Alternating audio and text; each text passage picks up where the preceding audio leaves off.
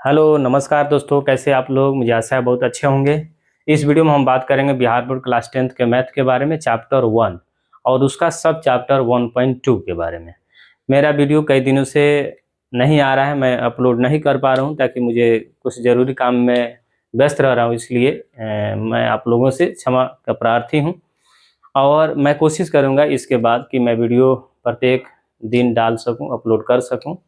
और आपका परीक्षा अगर 2027 में है, मैट्रिक का आप भी देने वाले हैं, तो इस वीडियो को लास्ट तक देखिए, इस चैनल को सब्सक्राइब कर लीजिए ताकि आपको वीडियो मिलता रहे। ठीक है, मैं प्रयास करूंगा कि हर दिन मैं वीडियो अपलोड कर पाऊँ। तो चलिए हम बात करते हैं।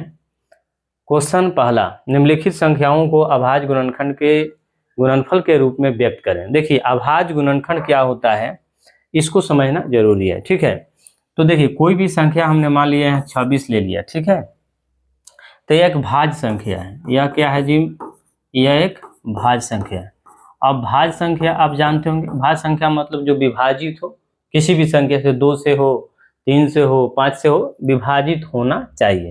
तो यह संख्या आपका 2 से विभाजित है और 13 से विभाजित है। बात समझ रहे हैं ना? तो 2 और 13 से विभाजित है, तो यह भाज्य संख्या हो गया, ठीक है ना।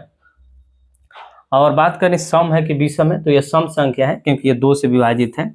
अगर 3 से विभाजित होता है, जैसे 9 हो गया, तो यह 3 से विभाजित होगा, 2 से नहीं होगा, तो यह विषम संख्या हो गया। तो सम और विषम इसमें नहीं पढ़ना है आपको, इसमें पढ़ना है कि किसी भी संख्या को अभाज्य गुणनखंड रूप में लिखना, अभाज्य गुणनखंड के माध्यम से HCF LCM प्राप्त करना। तो मान लीजिए हमने 26 ले लिया, एक भाज्य संख्या है, तो उसके अभाज्य गुणनखंड क्या है इसको समझना जरूरी है। देखिए अभाज्य गुणनखंड क्या होता है, हम किसी भी संख्या को अभाज्य गुणनखंड के रूप में लिख सकते हैं। अभाज्य गुणनखंड का मतलब क्या होता है? अभाज्य, आप समझ लीजिए पहले, अभाज्य संख्या, अभाज्य संख्या क्या होता है? तो अभाज्य संख्या का गुणनखंड एक और स्वयं, ठीक है, एक और स्वयं, एक और स्वयं होता है। उसका गुणनखंड में एक होगा, नहीं तो वह स्वयं होगा। जैसे मैं बात करूं 2 के अभाज्य गुणनखंड में, तो 2 गुना 1, यानी 1 गुना 2 कहिए, इधर से ज्यादा आपको चलेगा, 1 गुना 2। इसमें क्या है? या तो 1 है और नहीं तो यह स्वयं का 2 है। देखिए आप, स्वयं का 2 है तो यह अभाज्य संख्या है। बात करें 3 में, 3 का, तो 1 गुना 3 है। देखिए 1 है यहाँ से और इसी स्वयं है 3, तो ये अभाज्य संख्या है। लेकिन बात करते हैं 4 की, तो 4 में क्या है? 1 है गुना 2 है गुना इसका, सॉरी कहने, यह अभाज्य गुणनखंड हो गया, ठीक है ना। तो 4 में क्या है? यानी इसके गुणनखंड में आपका 1 भी है, 2 भी है और स्वयं का 4 भी है, ठीक है ना। यानी 1 भी है, 2 भी है, 1 भी है, 3 भी है, ठीक है ना। कमा में लिख तो ज्यादा बेटर होता है। तो इसके अभाज्य गुणनखंड में 1 भी आएगा, 2 भी आएगा और 4 भी आएगा। तो इसमें हमने क्या बोला था कि अभाज्य गुणनखंड वही हो सकता है जिसके गुणनखंड में केवल क्या हो, केवल आपका 1 हो और नहीं तो स्वयं हो, वह संख्या हो, ठीक है। जैसे आप देख सकते हैं कि इसमें 1 तो है, ठीक है, 1 है, 2 एक्स्ट्रा आ गया, यह 4 तो यहाँ से है, 1 और 4 हो गया, लेकिन एक्स्ट्रा इसमें 2 भी आ गया, तो यह अभाज्य संख्या नहीं है, 4 अभाज्य संख्या नहीं है। यानी सीधा समझिए, कोई भी संख्या हो, उसके जब अभाज्य गुणनखंड करें तो उसमें क्या निकल के आना चाहिए? 1 और स्वयं वो संख्या। जैसे मैं बात करूं 11 की, तो 11 के गुणनखंड में क्या है? 1 है और 11 है, तो यही 2 है, यानी 1 और स्वयं, तो यह अभाज्य संख्या है। 13 में वही देखिए, 1 गुना 13, यानी 1 है और 13 है, तो 1 और 13 अगर 2 ही है मात्र, तो 13 अभाज्य संख्या हो गया। 17 में देखिए, 23 में देखिए, 29 में देखिए, 43 में देखिए, 41 में देखिए, तो यह सारा का सारा क्या है? अभाज्य संख्या है। तो बोला है आपको कि अभाज्य गुणनखंड के रूप में व्यक्त करना है, ठीक है ना। अभाज्य गुणनखंड के रूप में आपको क्या करना है? व्यक्त करना है। चलिए व्यक्त कर देते हैं। तो 140 को अभाज्य गुणनखंड के रूप में व्यक्त करना है, ठीक है ना। तो 140 का आप अभाज्य गुणनखंड निकालिए, तो अब निकालेंगे ना, तो 140 का अभाज्य गुणनखंड, तो यहाँ से देखिएगा 2 सत्ते, फिर 2 से 35, फिर देखेंगे 5 से 7 मरतबे, फिर 7 को लगाएंगे 1 से, तो इसके अभाज्य गुणनखंड में क्या निकल कर आया, 2 2 5 7, ठीक है ना, यानी 2 और 2, उसके बाद में 5, उसके बाद में 7, ठीक है ना। यानी 140 के अभाज्य गुणनखंड हमने, अभाज्य गुणनखंड का मतलब समझते हैं ना, यानी इधर जो आएगा ना वो अभाज्य संख्या ही रहेगा, वो कोई भी हो लेकिन अभाज्य संख्या ही होगा, तभी तो उसका नाम पड़ा अभाज्य गुणनखंड। यानी इसका जब फैक्टराइजेशन करेंगे, गुणनखंड निकालेंगे, तो वह टूट कर क्या चीज में आएगा, तो अभाज्य संख्या के रूप में आएगा, ठीक है ना। तो देख लिए 2 भी अभाज्य संख्या है, 5 भी अभाज्य संख्या है, 7 भी अभाज्य संख्या है, तो अभाज्य संख्या ही आएगा। किसी भी संख्या को हम अगर फैक्टराइजेशन करें, गुणनखंड करें, तो अभाज्य संख्या ही आएगा। तो आप इसको लिख सकते हैं, यानी इसको 2 के पावर 2, यानी 2 कई बार है, 2 बार, तो इसको पावर में लिख दीजिए, ठीक है। 5 एक बार है तो स्वयं 5 लिख दीजिए, और गुना में 7 है तो 7 लिख दीजिए। यही हो गया आपका अभाज्य गुणनखंड के रूप में आपका 140। चलिए 156, तो 156 की बात करें तो यहां से निकालेंगे, तो देखिए 2 2 सते 14, 2 अट्ठे 16, यानी यहाँ से आप गुना करेंगे तो 2 सते 14, सॉरी हम 2 लिख दिया, 2 सते 14, ठीक है ना, यानी गुना करना है ऐसे, 2 सते 14 और 2 अट्ठे 16, तो 78 आ गया। 78 के आधा करेंगे फिर से, तो 78 के आधा आपका हो गया 39, ठीक है ना, और 3 गुना 13, नहीं आप करेंगे ना तो यही आएगा, यह हम ऐसे कर लिए दिमाग में। देखिए यहाँ से करके आपको बता भी देते हैं, 156 2 से मारा तो 2 सत्ते 14, 2 अट्ठे 16, ठीक है ना, 2 से फिर से मारा, 2 3 6, 2 9 18, 39 आ गया ना। फिर यहाँ देखिए 13 3 39, तो यहाँ 2 गुने 2 गुने 3 गुना 13, यही ना, 2 गुने 2 3 गुना 13, यही आया। तो आपको माइंड में भी कैलकुलेशन करना है। तो 2 के पावर यहाँ भी आपका 2 आ गया, यानी 2 बार है, उसके बाद में 3 है, उसके बाद में 13 है। तो ये अभाज्य गुणनखंड देख लीजिए, यानी 2 भी अभाज्य संख्या है, 3 भी अभाज्य संख्या है, और 13 भी अभाज्य संख्या है, ठीक है ना, तभी तो इसको हम अभाज्य गुणनखंड बोलेंगे, यानी वैसा आएगा कि सारा का सारा अभाज्य होगा, ठीक है। चलिए 3825 की बात करते हैं, तो 3825 में भी आप चलिए करके देखते हैं, इसका निकाल लेते हैं, ठीक है, थोड़ा ये बड़ा है, तो 3825 के यहीं से हम निकाल लेते हैं।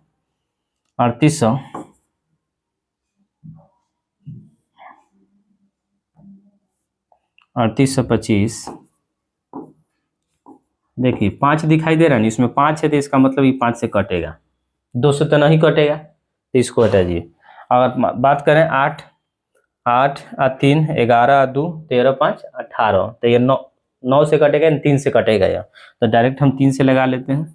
देखिए इतना बड़ा है ना, तो आप भागा मारने नहीं जाइएगा, थोड़ा दिमाग लगेगा, तो हम वह भी आपको बता रहे हैं। जैसे मान लीजिए यह 2 से नहीं कटेगा, क्योंकि लास्ट में 5 है, तो 2 से तो यह नहीं कटेगा, लेकिन 3 से कटेगा कि नहीं ये चेक करें। तो 3 से चेक करने का क्या तरीका है, सारे संख्या को जोड़ लीजिए, उसके सम ऑफ डिजिट, यानी डिजिट को जोड़ लीजिए, और देखिए 3 से कट रहा है तो वो 3 से कट जाएगा, और कट रहा है तो कटेगा, नहीं तो नहीं कटेगा। जैसे 8 3 11, 11 2 13, 11 2 13, 13 5 18, यानी 3 18 से, सॉरी 18 3 से कटता है, इसका मतलब वो 3 से कटेगा, तो 3 एकम 3, 3 दूनी 6, बच गया 2, तो कितना हो गया, 3 दूनी 6 बचा ना, यहाँ 2 तो 22, 3 7 21, 1 बचा, 3 5 15, कट गया ना।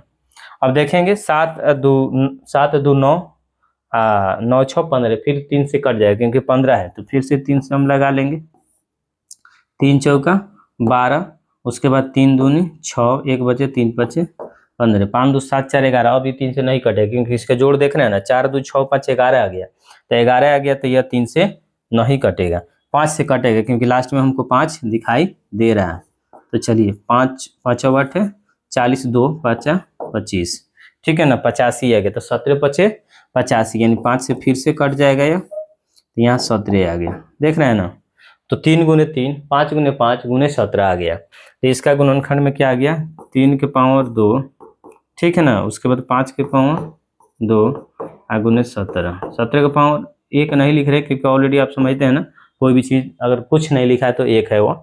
तो आप देख लेंगे ना, 3 भी अभाज्य संख्या, 5 भी अभाज्य संख्या, 17 भी अभाज्य संख्या, तो हम अभाज्य संख्या के रूप में क्या करते जा रहे हैं जी, व्यक्त करते जा रहे हैं, ये सारा का सारा अभाज्य संख्या ही है। चलिए 5005 का अगर गुणनखंड निकालें तो यह क्या हो जाएगा, 5005। तो देखिए लास्ट में 5 दिखाई दे रहा है, इसका मतलब यह 5 से कटेगा। लेकिन और चीज से देख लिए 2 से नहीं कटेगा, लास्ट में 4 और 8 रहता, 3 6 रहता तो 2 से कटता, 2 रहता तो 0 रहता था, लेकिन नहीं कटेगा। 3 से भी नहीं कटेगा क्योंकि 5 5 10 होता है, 10 5 3 से कटता है, नहीं कटता है। तो 5 से डायरेक्ट हम लगा के देख लेंगे क्योंकि 4 से नहीं कटेगा। तो 5 एकम 5, 0 के 0, 5 एकम 5, ठीक है ना। अब यहाँ से आप लगा लीजिए क्या चीज़ है, देखिए कट रहा है कि नहीं। तो यह आपका नहीं कटने वाला है, तो नहीं कटने वाला है। तो इसको आप देख लीजिए 3 से नहीं कटेगा, तो क्या चीज़ है 7 से देख लेते, 7 एकम 7, 3 7 चौका 28, 7 तिरका 21, 7 से कटेगा यह, ठीक है ना। तो 7 3 7 सॉरी 7 एकम 7 बच गया 3 30, 7 चौका 28 बच गया 2 तो 21, 7 तिरका 21, ठीक है ना।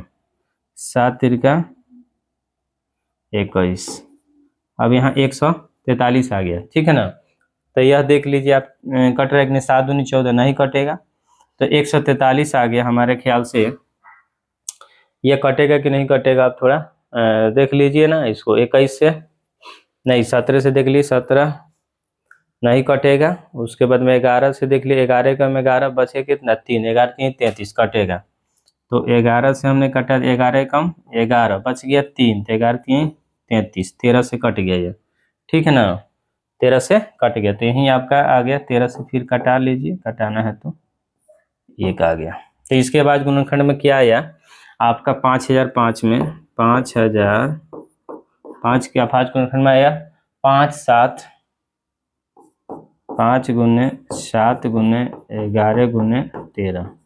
यस, सारा का सारा अभाज्य संख्या है, देख रहे हैं ना, 5 7 11 13 सारा अभाज्य संख्या है। तो यही तो अभाज्य संख्या के रूप में व्यक्त करना होता है, यानी गुणनखंड के रूप में उसको ला देना है।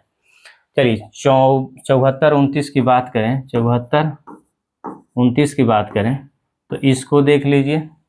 तो यह देखिए 9 तो हटा दीजिए, 3 के मारने से 3 के पहाड़ा वाला कोई अगर डिजिट है तो वो 3 से कटेगा, तो सारा का सम निकालना होता है। 7 2 9 3 से नहीं कटेगा क्योंकि यह 3 से कट जाएगा, 7 4 7 2 9 3 से कट जाएगा, लेकिन 4 आ गया तो 3 से नहीं कटते, 3 से नहीं कटेगा यह, ठीक है ना। 7 से देख लीजिए, 7 एकम 7, उसके बाद में 7 छक 42 नहीं कटेगा। 11 से देख लीजिए, 11 11 छक 66, ठीक है ना। तो 8 हो गया 8, तो देख लीजिए 11 7 77 4, तो नहीं कटेगा। तो 74 29 की बात करें तो यह क्या चीज़ से कट रहा है, 74 29 भाग मार कर देखना पड़ेगा इसको।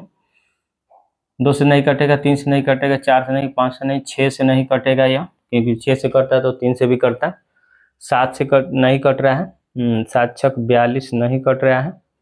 8 से नहीं कटेगा, 9 से भी नहीं कटेगा। 11 से देख लीजिए, 11 11 से भी नहीं कट रहा है, 11 9 99 नहीं होगा ना। उसके बाद 13 13 चौका 52, 13 छक 13 चौका 13 छक 58,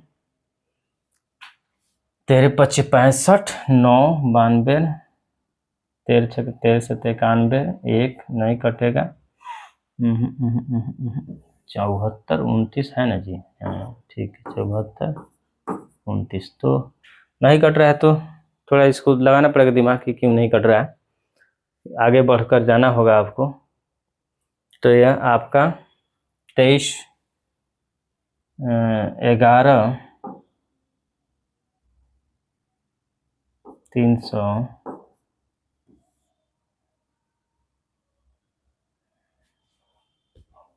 74 व्यक्त करना है। 74 29 तो आप देख लेंगे, यानी 17 से कटा के इसको देखिए तो थोड़ा 17 से अगर कटाते हैं तो 17 चौका 68, ठीक है।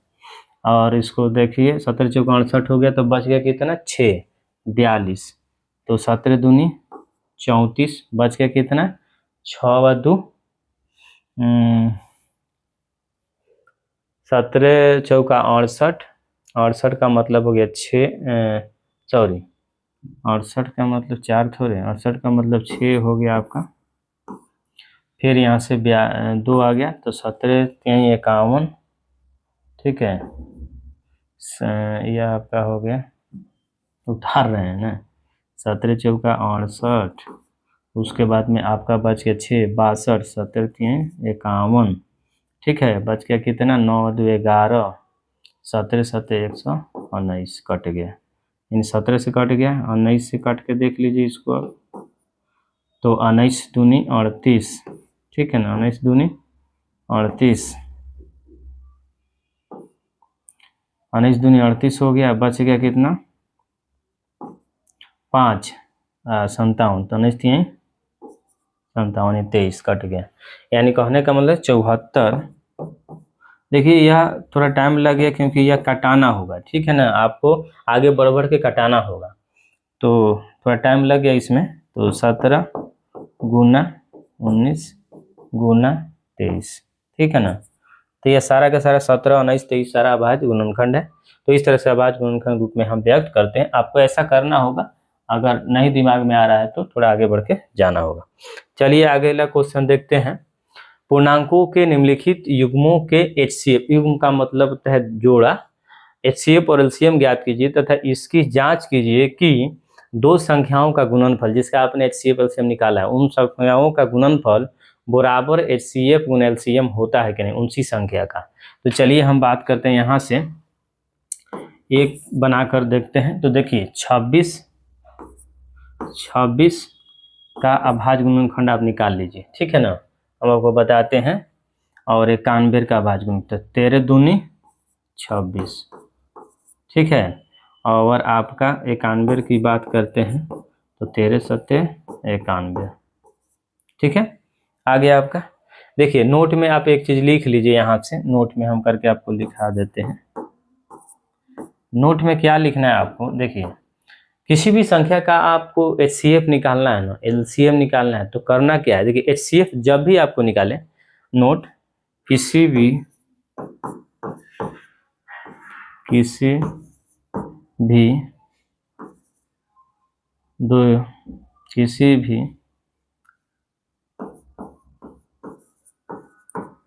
यानी अभाज्य गुणनखंड में बात करें सीधा, HCF बराबर क्या होगा, लिख देते हैं एक बार। HCF बराबर उभयनिष्ठ, जो भी उभयनिष्ठ, जो सबसे निम्नतम होगा, लघुत्तम, जिसे हाईएस्ट कॉमन तो बोलते हैं, लेकिन सबसे लघुत्तम, सबसे छोटी अभाज्य गुणनखंड की घात, उभयनिष्ठ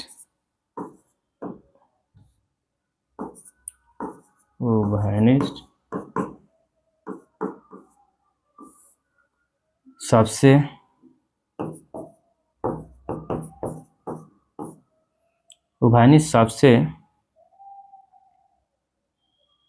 छोटी,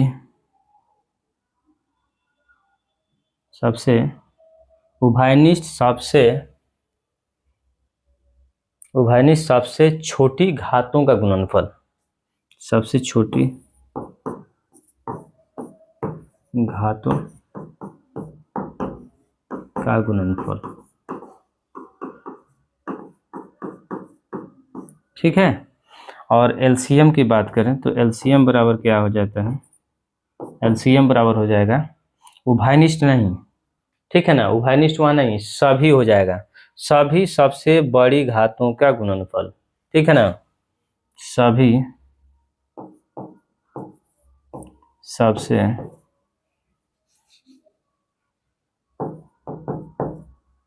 सबसे बड़ी घातों का गुणनफल। अब क्या है, समझ में आया, HCF बराबर उभयनिष्ठ सबसे छोटी घातों का गुणनफल। उभयनिष्ठ हो, दोनों में, उभयनिष्ठ का मतलब दोनों में होना चाहिए, और सबसे छोटी घात का गुणनफल, ठीक है।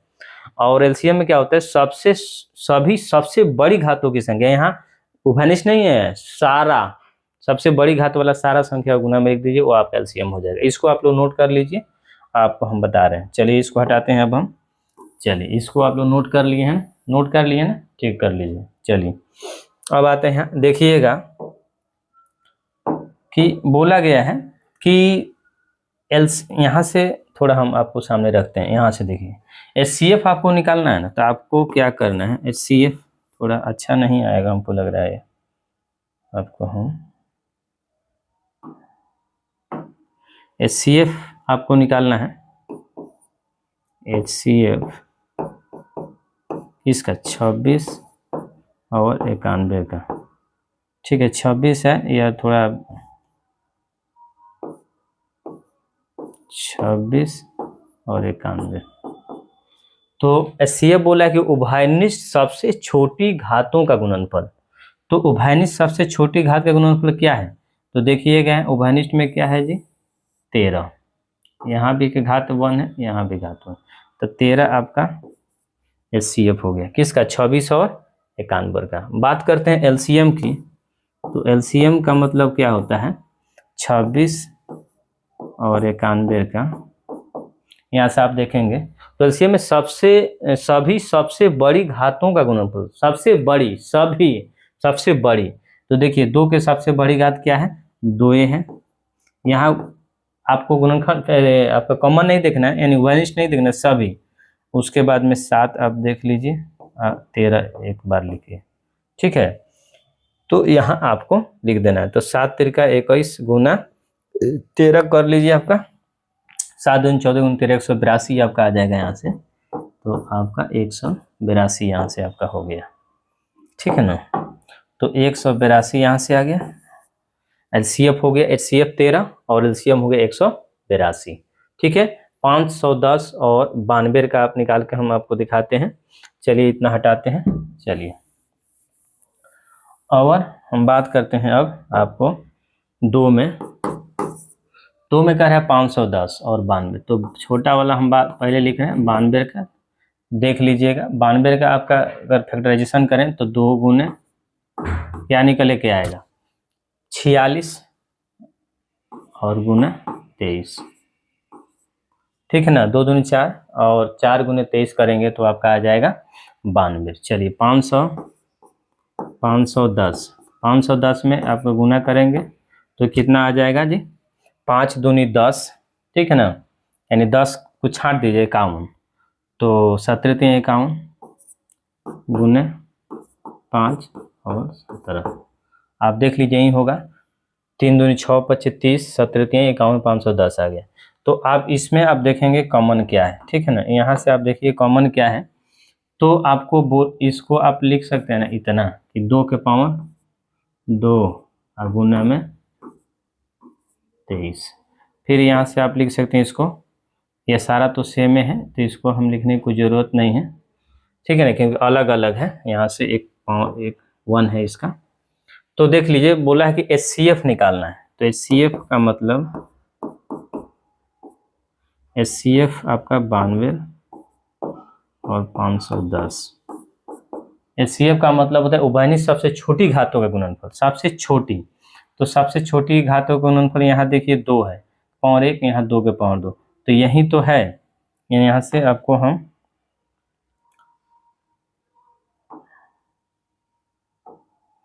यहाँ से देखिएगा, यानी इसका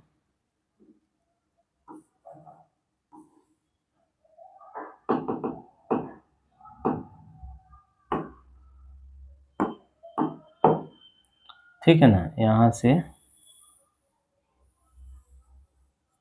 2 के पावर सबसे इसकी छोटी घात, तो सबसे छोटी घात क्या है, छोटी घात यहाँ दिमाग में रखिएगा सबसे छोटी। तो छोटी आपका 2 के पावर 1 है ना, तो 2 के पावर 1 लिख दीजिए, ठीक है ना। कॉमन सबसे छोटी, तो देख लिए 3 इसमें नहीं है, 5 इसमें नहीं है, 17 नहीं है, तो ये आपका 2 हो गया, यानी इसका HCF आपका 2 हो जाएगा। यानी इसको अब कहने का मतलब 2 ही हो गया केवल। अब आ जाइए यहाँ से, फिर आपको हम लेकर चलते हैं LCM की तरफ। तो LCM में क्या होता है कि 92 और 510। LCM में आपको बोला है ना कि सभी बड़ी घातों का गुणनफल, ठीक है, सबसे बड़ी घातों का गुणनफल सभी। तो देखिए 2 के पावर 2 है, तो बड़ी घात लिखना है, तो 2 के पावर 2 का मतलब 2 बार 2 लिख दीजिए, यानी इसी को हम डायरेक्ट लिख रहे हैं। उसके बाद 3 लिख दीजिए, उसके बाद 5 लिख दीजिए, उसके बाद 17 लिख दीजिए, उसके बाद 13 लिख दीजिए, 23 लिख दीजिए, ठीक है ना, 23। अब इसको आप गुना करेंगे तो मालूम है कितना आ जाएगा, देख लीजिए 2 दूनी 4 3 12 25 60 गुना 23 17 छक 102, 17 छक 102, तो 102 का मतलब 1020, 1020 गुना 23 कर दीजिए, 1020 गुना 23 देखिए कितना आता है, तो 23 दूनी 46, यहाँ 0 कर दीजिए, 23 दूनी 46 आ गया। और यहाँ से थोड़ा अच्छा नहीं है, 46 4 हो गया, ये थोड़ा गलत लग रहा है, हो रहा है कहीं, ठीक है ना। देख लीजिए 92 2 हो गया, हाईएस्ट सबसे बड़ी घातों का गुणनफल, तो सबसे बड़ी घात का गुणनफल यहाँ 2 गुने 2 हमने लिख दिया, उसके बाद 3 में हमने लिख दिया एक बार, 5 का हमने लिख दिया एक बार, 13 और 17 लिख दिया, कोई दिक्कत नहीं है। तो 2 दूनी 4 3 12 12 25 60 गुने करेंगे तो 17 छक 102, और 102 को गुना करेंगे 23 से, तो 12 25 60 होगा ना, तो 17 से 102 का मतलब हो गया आपका यह 1020, ठीक है ना, 1020 गुना 23, तो इतना आप गुना करते हैं तो क्या निकल गया तो मालूम है आपका, निकल कर आ जाएगा 23 0 हो जाएगा आपका, 23 दूनी 46 हो जाएगा, 23 का फिर 0 हो जाएगा, 4 आ गया, उसके बाद 23 से कम 23 460, लग रहा है कि कुछ गलत हो रहा है जी, ठीक है ना, थोड़ा लग रहा है गलत हो रहा है, 23 460, 23 400, ठीक है आपका 23 460 सही है, 23 460 आपका इसका क्या हो जाएगा, 23 460 आपका यहाँ से एलसीएम निकल कर आ गया आपका, ठीक है ना। 336 और 54 का देख लेते हैं, तो 336 और 54 का यहाँ से थोड़ा मिटाते हैं फिर से हैं,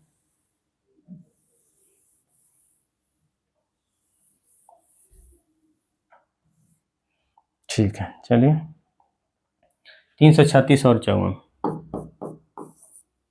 336 और 54, तो 54 की हम निकाल लेते हैं, तो 2 गुने 27 दूनी 54 होता है ना, तो 2 गुने 9 3 का 27, 3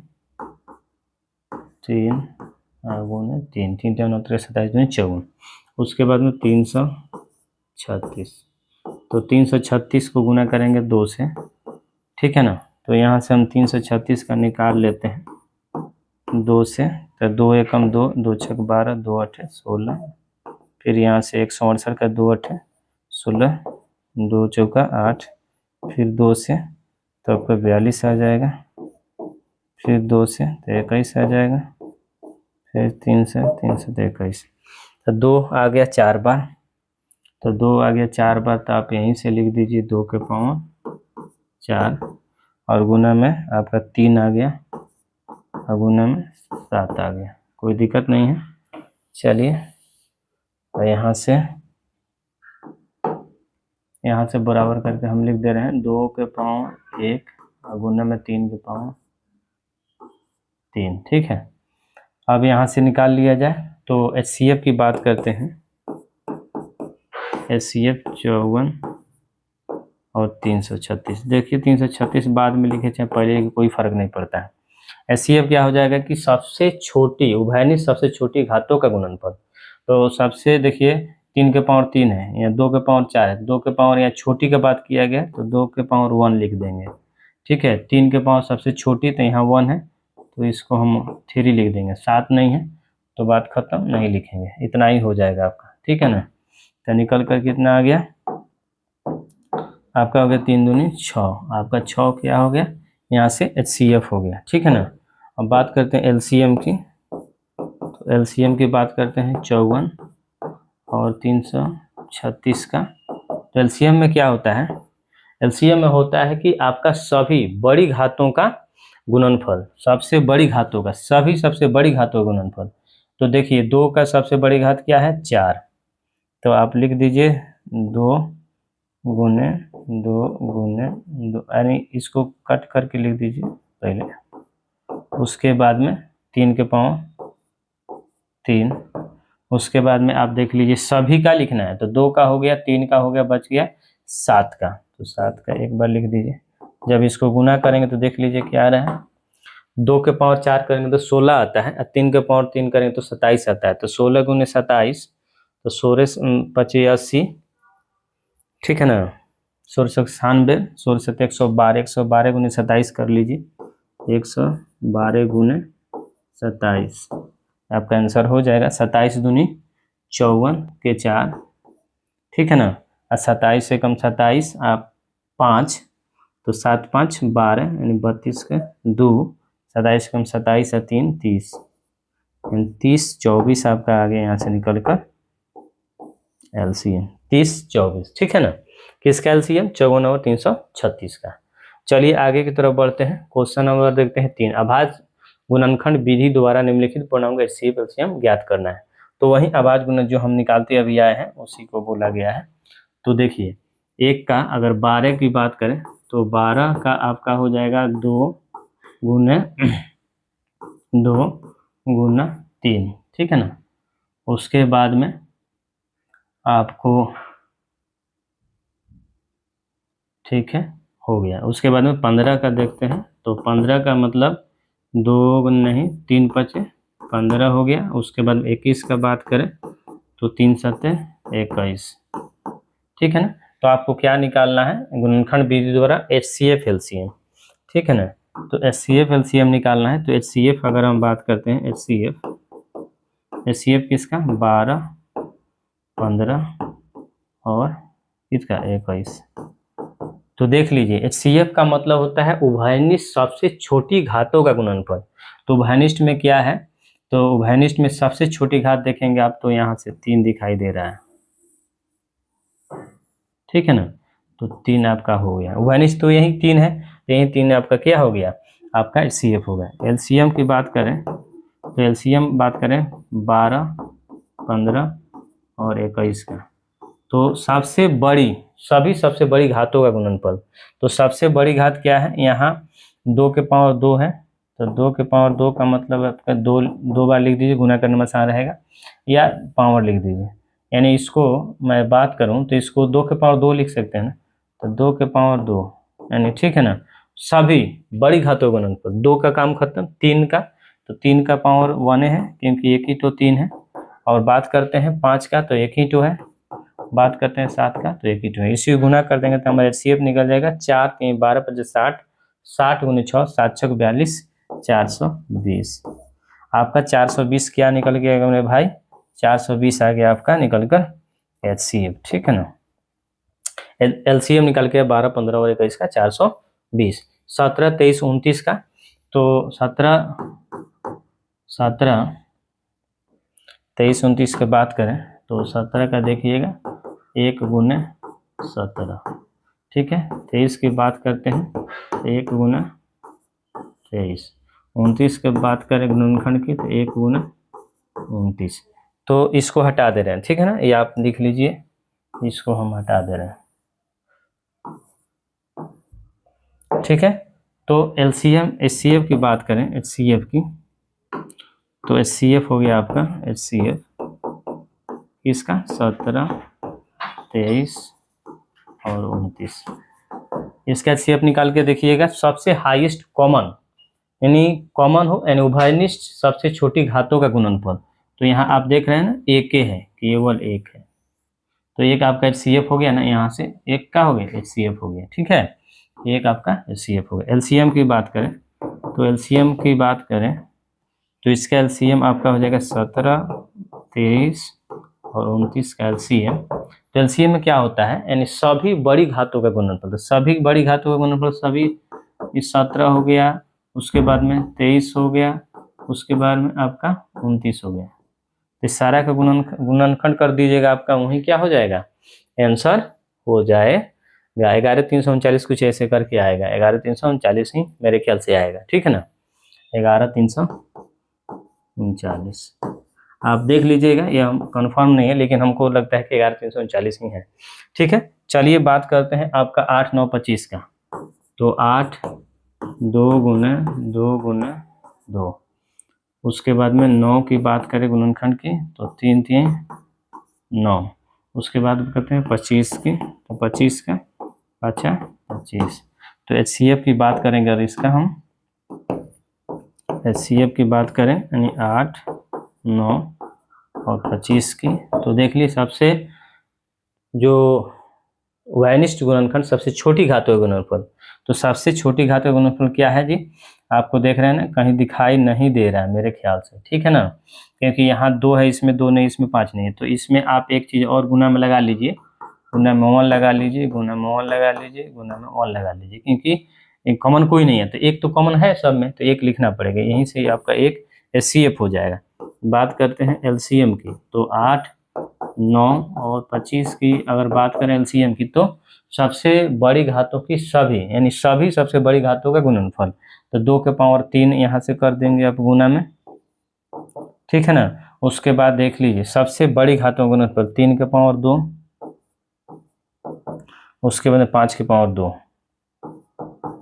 इसका निकालेंगे तो 5 25 और 3 3 9 2 के पावर 3 तो 8, तो 25 8 200 हो गया, 200 गुना 9 करेंगे तो 9 दूने 18, यानी 1800 आपका यहाँ से निकल कर आ गया LCM। किसका LCM? 8, 9, 25 का, ठीक है ना। चलिए आगे बढ़ते हैं। अब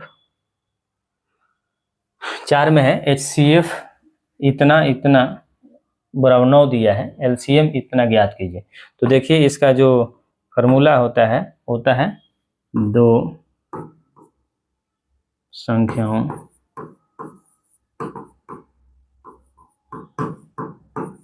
का गुणनफल बराबर LCM, उन्हीं संख्याओं का HCF गुना LCM, ठीक है ना। यानी दो संख्याओं का गुणनफल बराबर होता है उसी संख्या का HCF गुना LCM, ठीक है। तो चलिए बोला है कि दो संख्या हमने दिया है, जिस 9 दिया है HCF, इस दोनों का HCF कितना है 9 है। तो आप देख लीजिए दो संख्याओं का गुणनफल अगर HCF दिया है तो LCM क्या होगा, तो LCM बराबर क्या हो जाएगा, अगर देख लीजिए दो संख्याओं का गुणनफल कितना है 300, इसका हल अगर बात करें तो दो संख्याओं को सेट कर दीजिए 306 और गुना में 657, ठीक है ना।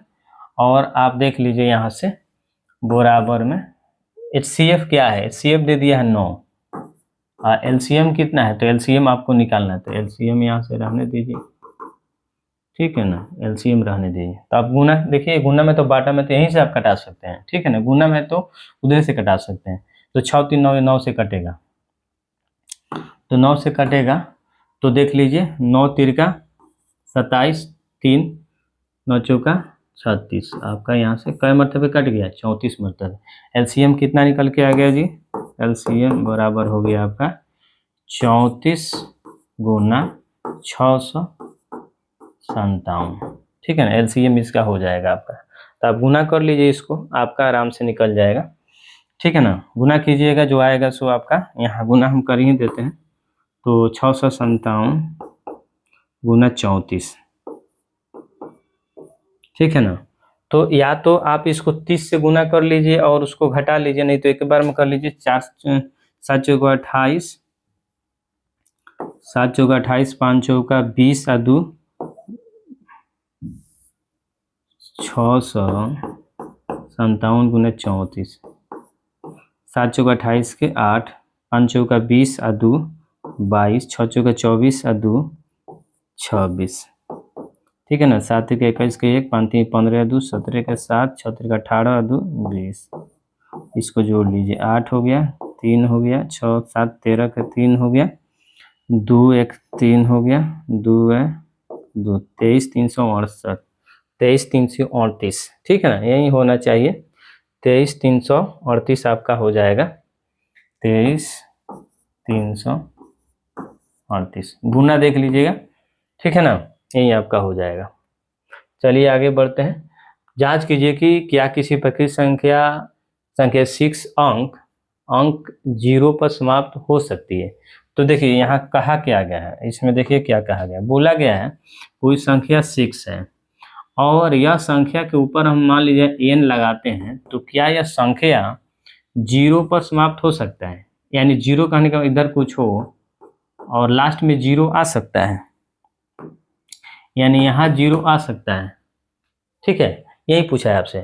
तो चलिए इसमें लॉजिक क्या होता है, कोई भी संख्या जीरो बनता कैसे है, तो जीरो बनता है 2 और गुना 5।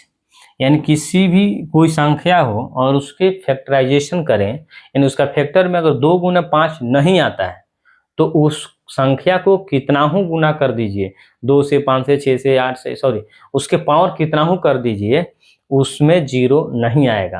यानी कहने का मतलब है कि इसका अगर फैक्टर हम निकालें तो 2 और 3 है ना, तो इसमें 2 तो है लेकिन 5 नहीं है, और जबकि 2 गुने 5 बराबर बनता है जीरो, यानी इसमें जीरो आता है, 10 हुआ ना, एक 10 हुआ, तो 2 गुने 5 अगर होगा तभी तो लास्ट में जीरो आएगा, नहीं तो जीरो नहीं आएगा किसी भी कीमत पर।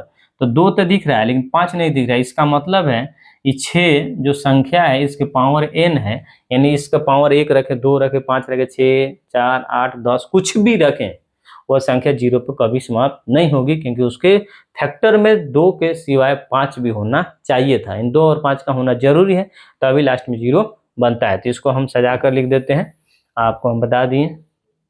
ठीक है, देखिए यहाँ लिख सकते हैं 6,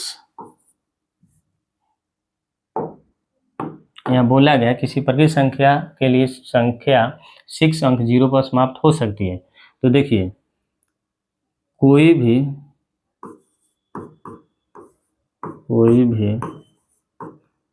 प्राकृत संख्या 0 पर यानी 0 पर तभी समाप्त होगी जब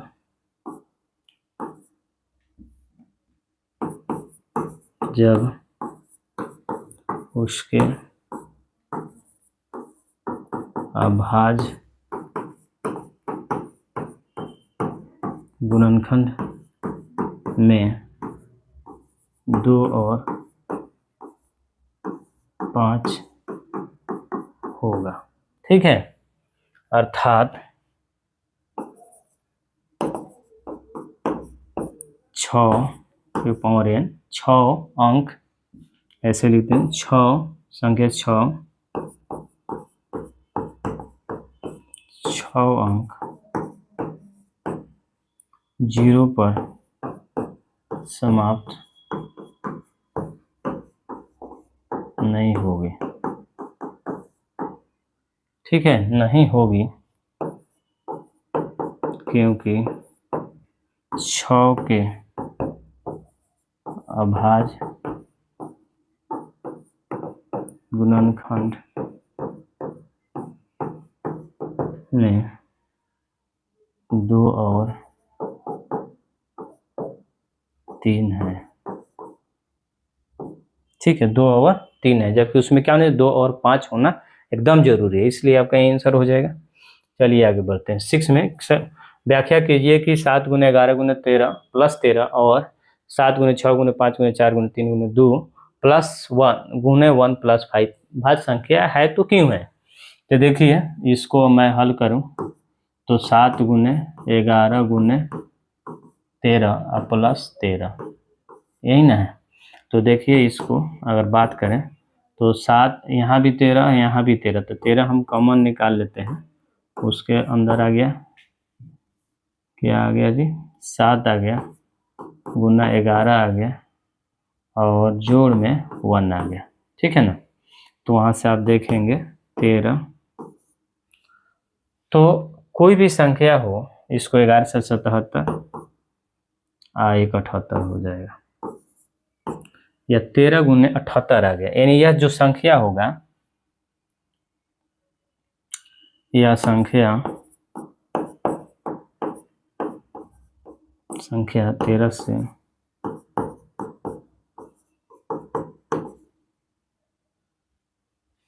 यह संख्या भाज्य क्यों है। ठीक है ना, यह संख्या भाज्य है क्योंकि इसके अभाज्य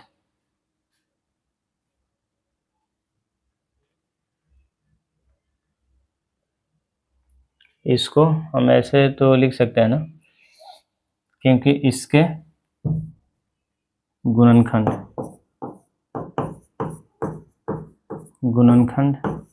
में 13 है। ठीक है, इसके गुणनखंड में 13 है, इसलिए भाज्य है। ठीक, अगर इसके गुणनखंड में 13 है तो ये संख्या भाज्य है। ठीक है, इसके गुणनखंड में 13 भी है, 13 × 78, 6 भी है, 2 भी है। ठीक है, तो यह संख्या क्या है, इसको अगर हम कर देना 13 गुना 2 गुना 3 गुना 13, ठीक है ना। 13 दून 2 3 6, 13 × 78 हो गया ना, क्योंकि इसके अभाज्य यहाँ जोड़ देते हैं, अभाज्य गुणनखंड में 13 2 3 है, 2 2 3 और 13 है। यह लिख दीजिए आप, यह संख्या भाज्य है क्योंकि इसके अभाज्य गुणनखंड में 2 3 और 13 है। ठीक है ना, इसलिए भाज्य है। अब इसको हटाते हैं, ठीक है ना। चलिए इसको हटाते हैं और यहाँ से आपको हम लेकर आते हैं दूसरा। तो अब देखिए दूसरा वाला में क्या कर रहा है कि आपको कह रहा है 7 है गुना में 6 है गुना में 5 है 4 है 3 2 1 और प्लस 5। तो यहाँ से भी 5 हम कॉमन ले लेंगे, तो 7 गुना 6 गुना 4 गुना 3 गुना 2 गुना 1 करे चाहे नहीं करे कोई दिक्कत नहीं है, यहाँ से 1 आ गया। ठीक है ना, प्लस में 1। तो आप देखेंगे कि इसके अभाज्य गुणनखंड में, इसके गुणनखंड में 5 है इसलिए भाज्य है। ठीक है ना, इसके गुणनखंड में भाज्य, ठीक है ना। यहाँ से अब कर लेते हैं 5 और देख लीजिए सबको यहाँ से क्या कर लीजिए, गुना करके जोड़ लीजिए। तो 7 6 42 इसके भाज्य है क्योंकि इसके गुना में 5 है, लिख देते हैं सीधा। यह संख्या भाज्य है क्योंकि इसके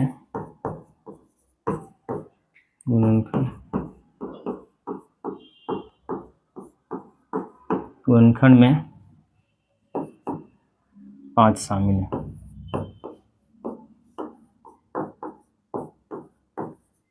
बात खत्म कीजिए। ठीक है ना, 5 है, कोई भी संख्या इधर हो उसको जोड़े घटाएं, 1 जोड़ना है कोई दिक्कत नहीं, लेकिन गुना 5 है तो 5 से विभाजित है इसलिए भाज्य है। किसी संख्या खेल के मैदान के चारों ओर एक वृत्ताकार पथ है, इस मैदान का एक चक्कर लगाने में सोनिया को 18 मिनट लगते हैं जबकि इसी मैदान का एक चक्कर लगाने में रवि को 12 मिनट लगते हैं। मान लीजिए कि वो दोनों एक ही स्थान और एक ही समय पर चलना प्रारंभ करके एक ही दिशा में चलते हैं, तो कितने समय बाद पुनः प्रारंभिक स्थान पर मिलेंगे। तो इसका आप HCF निकाल दीजिए, आपका आंसर हो जाएगा। HCF कितना, 18 और 12 का, 18 और 12 का निकाल दीजिए। ठीक है ना, 18 और 12 के HCF निकालेंगे तो आपको देखेंगे 12 बराबर 2 गुने 2 गुने 3। ठीक है ना, 18 बराबर क्या हो जाएगा, अभाज्य गुणनखंड निकाल लीजिए इसका। तो इसको हम कर देंगे 2 के पाँव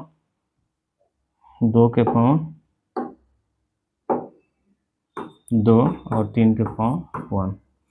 उसी तरह से 18 में 2, ठीक है, 9 दूनी 3 3 9 गुना 3, इसको आप कर दीजिए 2 के पावर 1 और 3 के पावर 2। आपसे पूछा गया है HCF, तो HCF निकालना